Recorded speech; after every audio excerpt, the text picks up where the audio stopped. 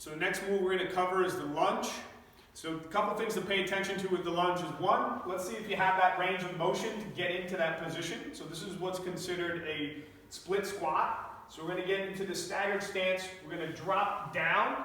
So think of getting to a 90-degree angle in the front leg and the back leg. You're driving off of your foot.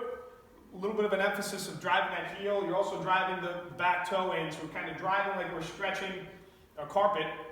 And we're staying nice and tall, broad shoulders, core is engaged. We're going to drive up. So if you can't control yourself and stabilize to be able to drop into a split squat and come up in a nice tall posture, then you have no business going into a lunge where we're going to be moving into that position. So what you're going to have to do is master that split squat before you go to the lunge.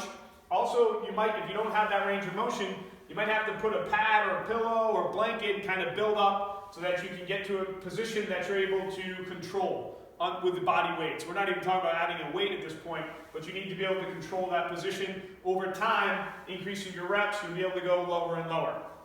If there's a sticking point where you're really having trouble, you can do a static hold in that sticking point for anywhere from 10, 15, all the way up to about 30-second holds to build some strength into that position where you're weak. So if we're going into that lunge, and you're able to do that split squat on both sides, you have good control. Now we're ready to go into the lunge. When we're stepping forward and down, we're kind of falling into that 90-90 and we're driving back.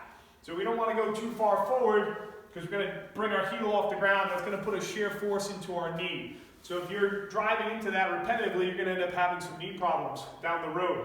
So you're going to be able to have control, chest stays tall without dropping forward. So we're keeping neutral spine, broad shoulders, nice and tall, we're driving off. We're stepping backwards, we're coming back, we're pulling forward with that front leg. So we need to be able to do that in control. We need to do that without our knee caving in. So that's the other thing that could happen there is we have too much forward lean, we're unable to keep posture, we're driving too far forward, or we're having this knee cave where it drives in like that. So we should be able to track about, kind of think knee kind of going along the laces of the shoe. So when you're stepping out, you have nice control there. You might kind of actively have to push out a little bit with your knee, drive back, especially when you're kind of coming back out of that lunge position.